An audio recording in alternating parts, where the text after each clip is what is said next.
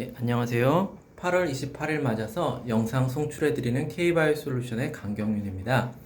K바이오솔루션에서는 FDA 미팅을 최근에 이제 완료시킨 바가 있고요. K바이오솔루션에서 FDA 미팅을 진행할 때에는 미국의 메릴랜드주 실버스프링에 있는 FDA 동부 시간이거든요. 이스턴 타임이라고 하고요. 미국 동부 시간 오전 9시가 되면은 한국 시간으로는 밤 10시가 됩니다. 그래서 밤 10시에 FDA와 이제 화상 미팅을 통해서 지금 보시는 경우에는 이제 덴탈 본 임플란트 골 이식제 제품의 이제 FDA 승인 진행에 대해서 FDA 미팅을 이제 완료한 내용을 알려드리고요. 특별히 K바이오솔루션에서는 이제 임상 시험도 진행하고 있어서 이제 K바이오솔루션에서 이러한 덴탈 본 임플란트의 임상 시험을 또 진행하게 됐다는 말씀을 드립니다. K바이오솔루션에서는 지금 이제 말씀드린 것처럼 FDA 510K 그리고 MDRC 인증 그리고 임상 시험, 수탁 사업 이렇게 진행을 하고 있습니다. 그래서 특별히 임상 시험에 역점을 두고 이제 의료기기, 메디컬 디바이스의 임상 시험을 서울 아산병원, 인하대병원, 가천 길병원에서 340명의 임상시험을 소화기 내과 상부위장관 출혈에 관련해서 임상시험을 성공적으로 완료시킨 바가 있고요. 이제 앞으로 덴탈 본 임플란트의 임상시험에서도 K바이오솔루션이 역점을 두고 CRO로서 임상시험을 전개해 나갈 계획입니다. 그리고 이제 많은 분들이 관심을 가지시고 계시는 이제 네이처셀 조인트 스템이 반려가 되었는데요. 풋모커가 재신청해서 반려가 되었는데 지금 보시는 글로벌 이제 경제신문 뉴스에서 이 재신청이 반려가 된 것에 대해서 약심위에 식약처의 심사 개입이 있었다. 그리고 의약품의 허가를 중앙약심위는 약사법에 따라서 독립적이고 중립성을 보장받아야 할 전문 자문기구인데 당시에 2025년 6월 24일 약심위가 개최된 당시에 식약처 담당자의 개입으로 인해서 식약처 이 중앙약심위의 독립성이 자문위원 기구로서의 독립성이 이제 훼손되었다. 그래서 약사법에 근거해서 중앙약심위의 이제 중립성과 독립성이 훼손돼서 이것과 관련된 위법을 글로벌 경제신문에서 제기를 한 내용이 있었습니다. 그리고 이제 조인트 스템에 관련해서는 풋모커가가 재신청에 대해서 반려가 되었기 때문에 이제 네이처셀에서 법 규정에 따라서 지금 행정소송을 진행하겠다라고 이제 밝힌 바가 있습니다. 이러한 내용들에 대해서 이제 식약처에서는 그 임상 유의성 부족을 이유로 해서 반려가 되었다라는 이제 설명이 있었고요. 지금 여기에 대해서 이 내용들을 더 알려드리도록 하겠습니다. 지금 이제 중앙의학사심의위원회 회의록이 되겠고요. 지금 보시는 거는 2022년 9월 1차 약심위 회의록이었습니다. 조인트 스템의 이 심사를 이렇게 다시 속기해 보시면은 조인트 스템이 2018년도에 조건부 허가가 반려가 되었었고요. 그리고 조건부 허가가 아닌 정식 품목 허가 최초 신청은 2021년 8월에 있었고요. 지금 보시는 2022년 9월에 이제 1차 약심위 회의가 있었습니다. 그리고 이 약심위 회의에서는 지금 보시는 것처럼 이제 승인된 임상 계획에 따라 수행한 임상시험 결과 증상 개선에 대한 임상적 유의성은 있다라고 회의 결과가 나왔습니다. 임상적 유의성이 있다라는 것이 2022년 9월 1차 약심위의 회의의 결론이었고요. 식약처의 첨단바이오 의약품 허가 심사 규정 제19조에는 임상적 유의성이 있으면 이를 인정한다. 그래서 품목 허가가 승인이 2022년 9월에 1차 약심의 결과만으로 임상적 유의성을 인정했던 결과만으로 내려졌어야 했던 것이고요. 첨단 바이오 의약품 제19조를 위반해서 1차 약심의가 임상유의성 인정한다라는 결론을 내렸음에도 불구하고 2차 약심의가 진행이 되었었고요. 이제 2차 약심의가 되는데 2023년 2월 28일 서울 비즈센터에서 있었던 2차 약심의였습니다. 그런데 1차 약심의에서는 임상적 유의성을 인정했었고요. 2차 약심의에 임상적 유의성이 부족하다라는 결론을 내렸습니다. 그런데 중요한 것 중에 하나가 이제 이 약심위원장으로 보이는 약심위원이 지금 2차 약심위에서는 그 위원장의 식별이 사라졌고요. 무엇인가를 숨기려는 그런 회의 내용의 1차 약심위에는 이제 공개가 되었는데 참석자들이 다 공개가 되어 있었고 위원장과 식약처가 구별이 되어 있었는데요. 이제 2차 약심위에서는 구별이 안 되어 있고, 그리고 2차 약심위에서 약심위원장이 임상적으로 유의미하지 않은 것에 대해서 의견이 필요함이라고 모두 발언을 합니다.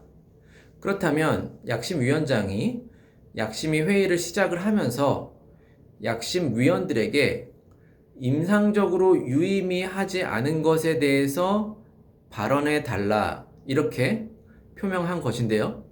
그렇게 되면 약심위원들은 어떻게 반응을 할까요? 약심위원장의 요청 그대로 임상적 유의성이 있지 않은 것들에 대해서 발언들을 했고요. 그 결과로 반려가 되었습니다. 참으로 2023년 2월 28일의 약심 심사는 덤앤더머와 같은 심사였죠.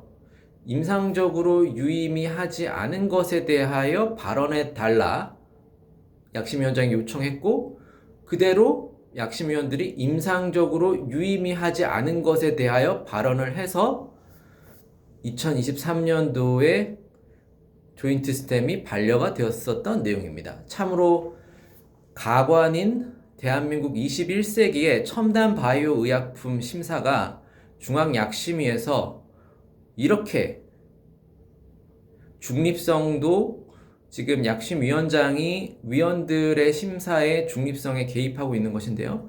참으로 가관인, 형편없는 대한민국 21세기의 첨단 바이오 의약품 심사입니다.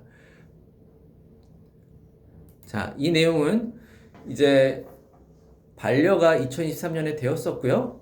그리고 2024년 3월에 이제 기업이 줄기세포 치료제를 식약처에 재신청을 했습니다. 그것에 대해서 2025년 6월 24일 약심이 이제 회의록입니다. 지금 이 글로벌 경제에서 제기했던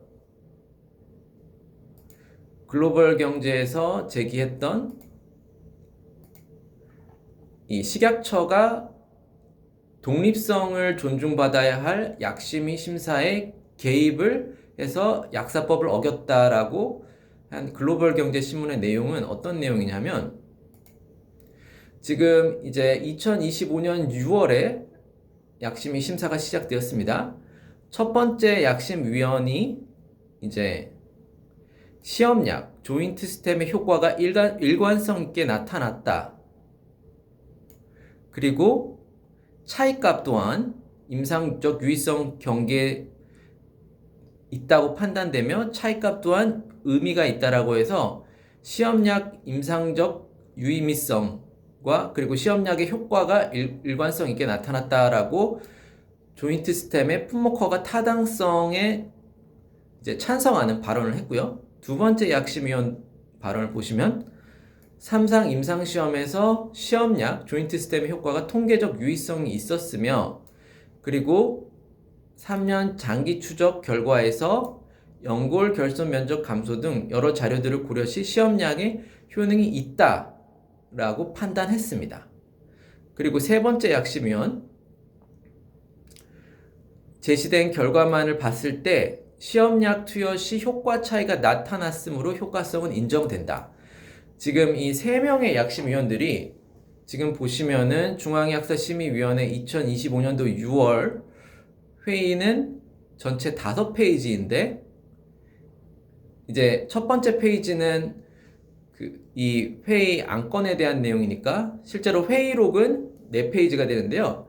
그 4페이지에서 첫 번째에 지금 대다수를 차지하는 내용이 3명의 약심위원들이 조인트 스템의 임상적 유의성이 있다라고 발언을 한 것입니다. 그렇다면 자, 이제 다시 한번 큰 틀에서 보신다면은 이제 이것이 정말로 문제가 심각한 첨단 바이오 의약품 심사입니다.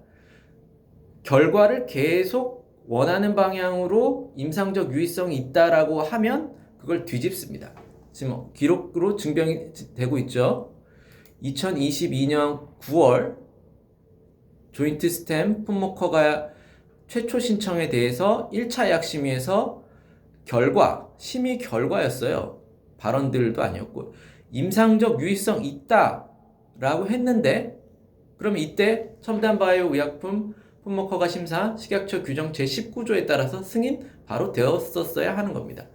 그런데 첨단 바이오 의약품 제19조를 어기고 2차 약심위를 진행을 했고, 2차 약심위에서 약심위원장으로 보이는 위원이 임상적으로 유의미하지 않은 것에 대하여 의견이 필요하다. 그리고 약심위원들은 메아리처럼 로버트처럼 임상적으로 유의미하지 않은 것에 대하여 발언들을 했고 반려가 되었습니다. 똑같은 패턴입니다. 2025년도 6월 약심위 3명의 위원들이 임상적 유의성이 일관성 있게 시험약 효과가 인정된다라고 발언했고요. 자, 임상적 유의성 인정되면 허가 내려야 됩니다. 임상적 유의성 인정되면 허가 내려야 되기 때문에 식약처가 개입합니다. 3상 임상시험 결과는 이 정도의 효과 차이만으로는 부족하다고 반려 처리되었었던 거야. 이제 위원들에게 개입하는 거죠. 당신들은 임상적 유의성 있다라고 판단했는데 이미 2023년도에 중앙약심위에서 약심위원들이 임상적 유의성이 부족하다라고 처리했었던 것이야. 되묻지 말아라는 얘기예요. 근데 그때 2023년도에 약심위원들이 어떻게 했었나요? 먼저 약심위원장으로 보이는 약심위원이 임상적으로 유의미하지 않은 것에 대하여 발언해달라고 했고, 그거를 그대로 되풀이한 것 뿐입니다. 그것에 대해서, 그런 허술한 심의에 대해서 그때 제대로 된 임상적 유의성 부족이라고 하는 것이 제대로 된 결론이었으니까 이 3명의 약심위원들에게 이게 거의 경고성 지시예요. 지금 이 자리는 지난번 이미 반려된 결과를 재논의하는 자리가 아니다. 이거는 불법적인 발언입니다. 재신청을 했으면 식약처의 규정에 따라서 종합적으로 임상 결과들을 판단하고, 그렇다면 반려 결과를 재논의하냐는 자리가 아니면 재신청 심사를 왜 합니까? 애초에 처음부터 재신청 심사 접수부터 안 됐었어야 되는 거죠. 재신청 심사를 지금 하는데 약심위원들이 임상적 유의성이 인정된다라고 발언을 하자 식약처에서 담당자가 2023년도에 반려되었던 그 결과를 재논의할 수 없다. 그러면 재신청 심사 할 필요도 없는 거예요. 이거 약심위 심사 할 필요도 없고, 기업이 재신청했을 때 애시당초 심사 신청 접수를 반려했었어야 되는 겁니다. 심사가 다 진행되고 기업은 심사비를 다 지급을 했는데 마지막에 와서 지금 이렇게 이제 이런 발언을 이제 했었던 거고요. 그런데 이제 똑같은 패턴이에요. 그 2023년도에 이제 2차 약심위에서 이 약심 위원이 임상적으로 유의미하지 않은 것에 대하여 의견이 필요하다고 하자 임상적으로 유의미하지 않은 것에 대하여 약심위원들이 의견을 내어서 반려가 되었고요. 정말로 똑같은 패턴이죠. 이제 임상적으로 유의미하다는 내용들을 약심위원들이 발언을 하자 지난번에는 약심위원장이었는데 이번에는 식약처 담당자가 개입합니다. 이거는 사안이 훨씬 더 심각합니다. 왜냐하면 그때는 이제 약심위원장이 중립성을 위반한 것에 대한 문제들이 있는데 그렇더라도 그 약심위원장은 약심위원이기 때문에 그 약심위 회의 내에서 그렇게 허술한 이 심사가 진행이 되었었는데 2025년 6월에는 약심위원장이 아닌 식약처 담당자가 약심위원들에게 2023년도 반려 결과를 재논의하는 자리가 아니다. 이미 그때 2023년도에 임상적 유의미성의 부족은 결론 났으니까 이제 토달지 말아라. 이러한 지시를 내리는 것은 중앙약사심의위원회가 약사법에 따라서 독립성과 중립성을 인정받아야 하는 제3자 전문 기구의 이 지위를 훼손한 것입니다. 그래서 이것은 명백하게 약사법 위반이 되는 내용이라고 지금 이 글로벌 경제 기사가 이슈를 제기를 했던 겁니다. 그런 내용이 되겠고요. 그리고 이제 지금 이번 회의는 지난번 심의 결과의 신청 여부를 재논의하는 자리가 아니다라고 하자 이제 결과적으로 지금 약심위원이 지난 결정을 바꾸기 위해서는 그분들이 다시 결정해야 할 문제이며 이 자리에서 논의할 문제가 아닙니다. 똑같은 식약처 담당자가 발언했던 이 자리는 2023년도에 반려되었던 결정을 재논의하는 자리가 아니다. 그 발언을 똑같이 로봇처럼 그대로 발언을 합니다. 이 자리는 지난번 반려 결정을 논의하는 자리가 아니다. 그러면 중앙약심위 자체가 의미가 없는 것입니다. 이 중앙약심위는 임상 데이터를 기업에서 제출하는 3상 임상 결과, 그리고 3년 추적 결과, 그리고 이제 대조군 대비해서 수술 건수가 시험군에서 이제 2명으로 줄어든 이러한 결과들을 종합적으로 검토를 해서 품목허가 타당성을 결정을 해야 되는데 재논의하는 자리가 아니면은 왜 재신청에 대한 심사를 합니까? 예. 그래서 지금 이제 큰 틀에서 보면은 2023년도 반려에서는 지금 이제 보시는 것처럼 1차 약심위 회의에서 임상 유의성 있다라는 결론이 나왔는데 그것을 이제 2차 약심위를 이끈 인물로 보이는 약심위원이 뒤집어치기를 합니다.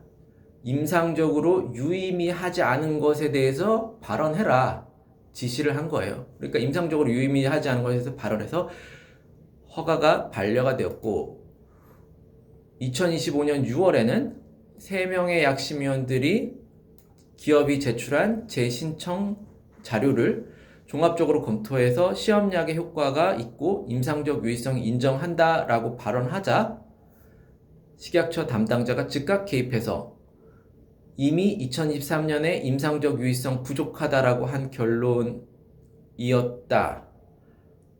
아주 당시 전문가 회의와 중앙의학심의 회의에서 논의되어 근거를 더해주는 겁니다. 전혀 중립적이지가 않죠.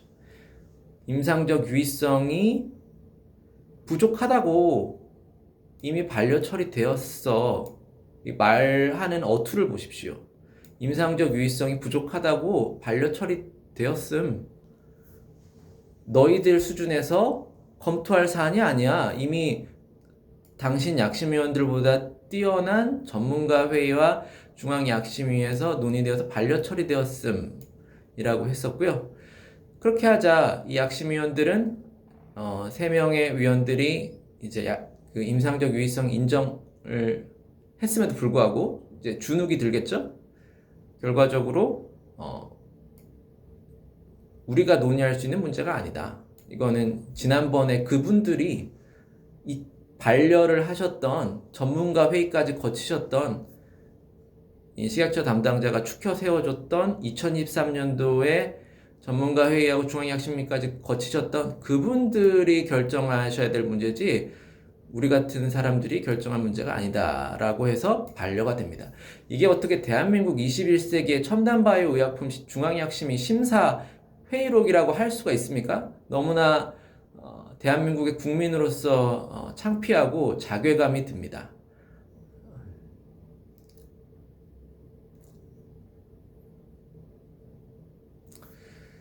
예, 그런 내용을 좀 말씀을 드리겠고요.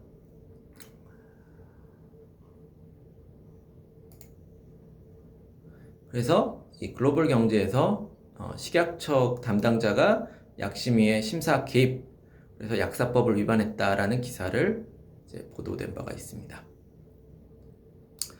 이제 그런 그 내용까지 좀 말씀을 드리겠고요. 이제 또 앞으로 이제 이 행정소송이 진행되는데 이러한 내용들이 지금 이제 이재명 대통령실에서도 내용들을 소상히 파악을 하셔서 이 문제점에 대한 진상조사와 그리고 이 문제점을 너무나 심각한 상황이죠. 그래서 첨단바이오 의약품 심사 개입 사건 이 내용이 제대로 고쳐져야 된다라는 그런 말씀을 드리겠습니다. 예, 이렇게 말씀을 드리고요. 또 오늘도 제가 시편 23편 말씀 이제 같이 읽어드리면 여호와는 나의 목자시니 내게 부족함이 없으리로다. 그가 나를 푸른 풀밭으로 인도하시며 쉴만한 물가로 인도하시는도다. 그래서 이러한 그 글로벌 경제에서 다룬 것처럼 이러한 약심위 심사 개입 사건들 상당히 혼란스러운 첨단바이오 의약품 심사가 진행되었지만 이런 가운데서도 하나님께서 주시는 힘과 평안으로 힘을 얻으시길 바랍니다. 그러면 제가 다음 영상에서 또 인사드리겠습니다. 감사합니다.